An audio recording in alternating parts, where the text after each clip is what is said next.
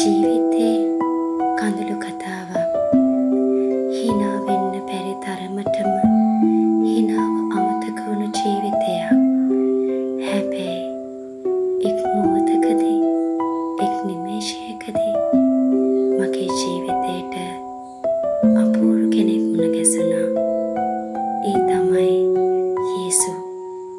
මට ලස්සන ජීවිතයක් දුන්නා.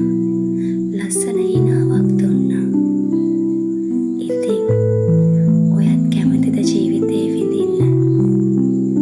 හිර වෙලා ඉන්න දුකෙන් ගැලවෙන්න? එන්න විසඳුම තියෙන්නේ යේසු ළඟ. මං කැමති මගේ කතාව ඔයත් එක්ක බෙදා ගන්න. මොකද ජේසු ඔයාට ගොඩක් ආදරේ. මට ආදරේ කරා වගේම මට ලස්සන